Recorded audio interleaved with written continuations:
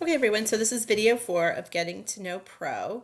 Welcome back, and this is where we ended the last video looking like this. We've clipped the buffers around each of the feeder schools. We've added data. We've made folder connections. We've clipped the addresses to be within the the clipped buffers. We've also shown you how to select by location, select by attribute, and you can flip back and forth within the attribute table. So let's keep going. Over here in your, notice in your SLHS data, remember we have our connections here. We have the SLHS data we made a connection to and the feeder schools. So if you open up your SLHS data, you see a buildings layer. We're going to add the buildings for this area. So if you right click, oops, not like that. I gotta get out of there. If I right click, I can add to current map and just give it a second. This is a big data set. So we're gonna add the buildings for Reston. And there they are, they're all coming in. And what I want you to do is I want you to either select by location or clip, and I want only the buildings that are inside this SLHS zone. All right, so go ahead and do that, and I will meet you on the other side. Okay, so here you can see I've turned off my buildings that are everywhere. I've turned off that. I have a clipped buildings layer. You might have a select by location. That's okay. Either way you want to do it is fine. You've learned both ways. And we are going to continue on now. So let's clean this map up a bit here. We're going to turn off our addresses for a moment. Let's see, our feeder schools, we can leave that on. Our feeder buffer addresses. We're going to turn off our buffer clip as well. I kind of want to just deal with the buildings right now. I'm going to turn off South Lakes High School also. There we go. Okay, so I still have my South Lakes. I have all my buildings in this region. So let's go and look at this, our buildings.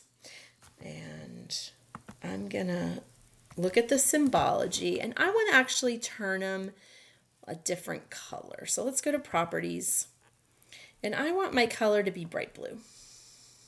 Like a really aqua-y, bright blue. Yeah, that looks good. I want my outline color to be the same so that they are really going to pop. That ought to do it. Let's apply. Yeah, that's better. That's more what I wanted it to look like. Okay, so I have that. All right, I like that a lot better. Let's also make sure periodically you really need to save. And look up here. Here's where save is, right there. It's a little disc. And you just left click that and it will save your project. You do have to save, just like in ArcGIS Online. If something goes haywire, it will not save your work. So make sure you are periodically saving. All right, so we want to look at this actually in 3D. And so the way we do that is we go up here and we go to convert. And so click on convert, and we want to go to a local scene. So grab local scene, convert it to a local scene. So just like in ArcGIS, we've gone to scene before, that's going to give us a 3D. Remember we did this for Old RAG, when you guys did Old RAG and you did the elevation profile, so on and so forth. So here we go. Now look at what we have here. A tab has popped up, map in 3D. So now we have the map tab, that our regular map that we had 2D. And now we have a 3D map tab as well. And so the way that you can look at the 3D is, we have a couple different things. So if we come down over here, notice something has been added. Down here we have elevation surfaces and ground right there. So we can go to ground. Okay, let me see that.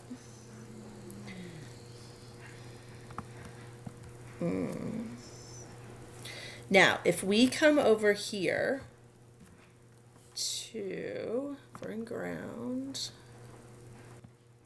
So once we've highlighted ground, we want to come up here to elevation surface area. See elevation surface area up here right in the middle. Click on that. We want to increase our vertical exaggeration to 2 because Reston seems kind of hilly, but really it's pretty flat. And so we want to just increase that vertical exaggeration so that we can actually see how much variation there is. Okay. And now once we've done that, you can come over here. If you touch the V key on your computer, just hold down the V key. And now you can start to turn this. You can start to look at it. You can start to look at it more in 3D like this. All right. So instead of looking at topo while we do this, and I'm just holding down the V key and moving either on my trackpad or using my mouse to kind of maneuver this around there. We can see the horizon. So let's go back over to map like this, over to our map, and let's go to base map up here. And let's change this to imagery. It's going to look a lot better, I think. So let's go to imagery. For our base map, we'll let that load. Obviously, that's a big data file. There we go. And now we have our buildings in Reston. We can zoom in, of course. Just kind of coming in here. And I'm looking at, so we're coming in like this is South Lakes, Langston, and Terrasset right there. I'm circling it. And so I'm just kind of like Lake Thoreau over there. And we're just kind of coming in, we're zooming in, and you can start to see what this looks like. All right, so let's extrude these buildings. Like, let's really make these buildings. Remember, I can hold V down. I want you guys to kind of mess around with this a little bit. You can see the horizon. You can zoom in. Again, this is Lake Audubon here. This is Lake Thoreau. Here is, we have, remember, if I'm not holding V down, it doesn't work. But here's South Lakes High School and the middle school, Terrasset over here. So we kind of are oriented, right? So what we want to do now is, if you go, you have your things over here. Let's go to our clipped buildings layer. That's the blue that we made blue. I'm going to just highlight that. Once I highlight that, let me come off of it for a second. All right. Once we highlight that, I'm going to have a couple things show up here. Feature layer, labeling, and data. So if I go into feature layer right there, I have a tool over here I can use, and I'm going to extrude these buildings. But first I have to go in. I have to go into type, and I want to use minimum height. So that's extrusion of the buildings is added to the feature's minimum Z value. So let's do that. All right, now see it says field. Let's go get our building height. There we go. And let's put it on US feet, building height US feet. And let's give it a second. It's going to take some time. There it comes. And look, our buildings are buildings now. Remember, our topography is exaggerated by 2 times.